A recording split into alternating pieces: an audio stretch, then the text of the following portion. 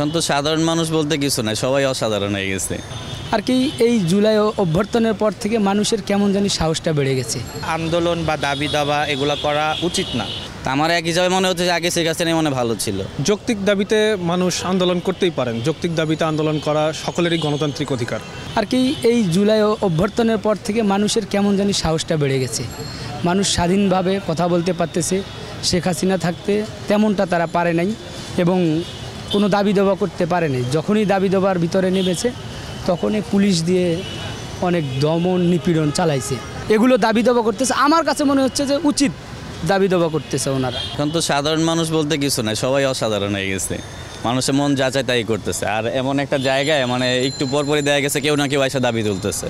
তো জিনিসটা এক পর্যায়ে আসলে কি হাস্যকর হয়ে গেছে আসলে। আগে যেমন সবাই দাবি নিয়ে আসতো, মানে কিছু কিছু দাবি যৌক্তিক আছে, কিছু কিছু দাবি আবার অযৌক্তিকও আছে। বাট এখন বেশিরভাগ মানে মানুষ যা চাচ্ছে, মানে কিছু একটা চাইলে এসে এখানে জড়ো হইতেছে, এরকম একটা বিষয় হয়ে গেছে। তা আমার এক হিসাবে মনে হচ্ছে যে আগে শেখ হাসিনাই মনে ভালো ছিল। এরকমটা আমার মনে না, সবারই প্রায় মনে হচ্ছে এই জিনিসটা এরকম একটা বিষয়। এখন তো হট্টগোল বেশি। আমি কালকের বিষয়টা অবশ্য জানি না, কিন্তু বিভিন্ন টিভিতে কিংবা হচ্ছে গিয়ে ফেসবুক খুললে দেখা যেখানে মারামারি টারামারি হয়েছে।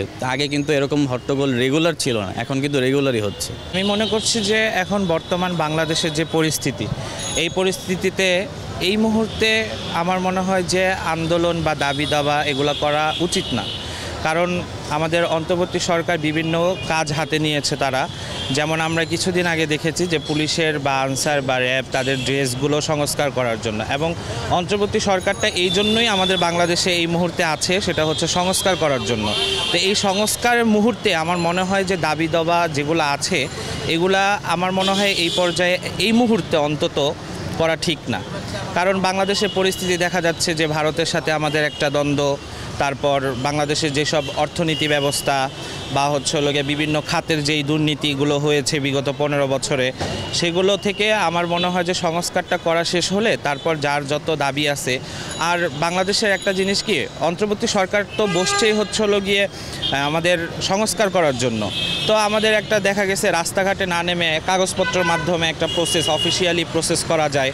তো সেই ক্ষেত্রে আমি মনে করি যে এই মুহূর্তে বিগত 5 আগস্টের আগে ঠিক ছিল, 5 আগস্টের পরেও ঠিক ছিল বিভিন্ন বিষয়, কিন্তু এই মুহূর্তে এখন যদি দেখা গেছে যে এই অন্তর্বর্তী সরকার 2 বছর থাকবে বা 1 বছর থাকবে, এই 1 বছর 2 বছর আমরা যদি শুধু আন্দোলনই করে যাই তাহলে বাংলাদেশের সংস্কারটা করবে কিভাবে? মন্ত্রণালয়ে তো তাদেরকে যেতে হয়। দেখা গেছে যে আমি কালকে সংবাদে দেখলাম যে একজন সাবেক এমপি তার একটা টিভি নিউজে যমুনা চ্যানেলে যাওয়ার সময় তার ওইখানে বিঘ্ন ঘটে, সেই কারণে সে যেতে পারে নাই। সে কী করলো, মোবাইলের মাধ্যমে ইন্টারনেটের মাধ্যমে সে ওইখানে অ্যাটেন্ড করছে। তো এই মাধ্যমে আবার দেখা গেছে যে আমাদের বাংলাদেশে তো রোগীর সংখ্যা বেশি বা হসপিটালে রোগীদের জায়গা হয় না, বা এই জন্য মনে করি যে এই ক্লান্তি লগ্নে আমাদের রোড বা গিয়ে এইসব কিছু হলেই শাহবাগ বা কিছু হলেই আমাদের রাজু ভাস্কর্য বা কিছু হলেই সায়েন্স ল্যাব, আমি মনে করি না এটা ঠিক। আমি মনে করি যে এই মুহূর্তেটা অবশ্যই আমাদেরকে সংস্কার করার জন্য সরকারকে সময় দেওয়া উচিত।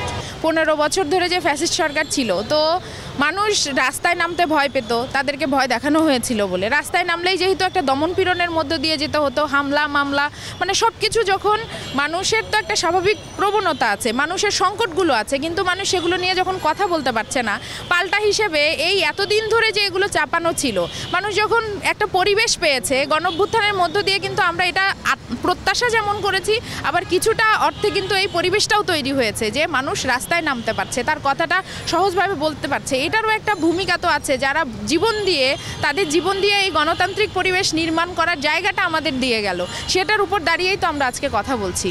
তো মানে এগুলো তো হবে, আন্দোলন হবে, কথা হবে, কিন্তু এটার উপর যে দমন পীড়নের জায়গাটা, এটা কিন্তু জুলাইয়ের চেতনার, অভ্যুত্থানের যে চেতনা, সেটার সাথে একদমই যায় না। আমরা এটা মানে কোনোভাবেই এটা নেওয়া যায় না। যেভাবে সেটা শিক্ষার্থীদের উপর হোক, বা এই যে ইবতেদায়ী মাদ্রাসার যে শিক্ষকরা আসলেন জাতীয়করণের দাবিতে আন্দোলন করতে, তার উপর হোক, বা একজন সাধারণ শ্রমিক যিনি তার রুটি রুজির জন্য আন্দোলনে নেমেছেন, তার বুকেই গুলি চালানো হোক, এটা কিন্তু কোনোভাবেই গ্রহণযোগ্য না। কারণ এই জুলাইয়ের যে চেতনা, সেটা এইগুলোকে ভেঙেই বেরিয়ে এসেছিল মানুষের মধ্যে। মানুষ তার সেই অবস্থানটা তৈরি করতে পেরেছিল।